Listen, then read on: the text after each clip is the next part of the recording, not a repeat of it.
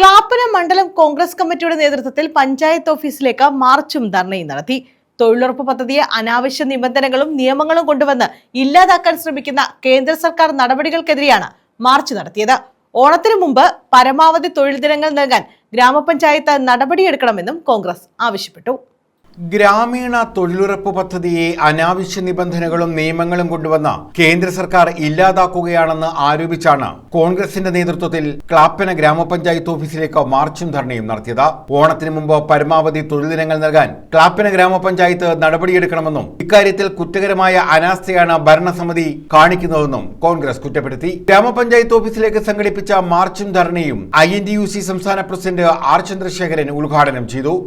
UDF അധികാരത്തിൽ വന്നാൽ തൊഴിലുറപ്പ് ജോലി ദിനങ്ങൾ പ്രതിവർഷം മിനിമം 200 ഉയർത്തുമെന്ന് അദ്ദേഹം പറഞ്ഞു.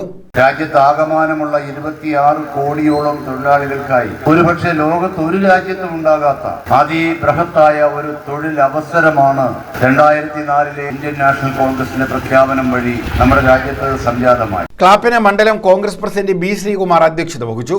BS വിനോദ സമര പ്രഖ്യാപനം നടത്തി.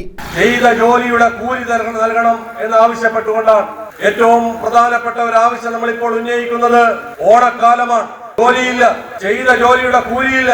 അങ്ങനെ പട്ടിണി പാവങ്ങളായ ഈ തൊഴിലാളികൾക്ക് ഓണത്തിന് 5000 രൂപ ബോണസ് നൽകണം എന്നീ ആവശ്യങ്ങൾ ഉന്നയിച്ചുകൊണ്ടാണ് ഞങ്ങൾ ഈ സമരങ്ങളുമായി മുന്നോട്ട് പോകുന്നത്. SM Iqbal, G Biju, R Nakulan, Bipin Raj, Meharshad, R Sudhakaran, Shyamkumar, Subin Shah, Rishitha, Sreekala, കൊല്ലടിയിൽ Radhakrishnan, Shah Jahan തുടങ്ങിയവർ പങ്കെടുത്തു.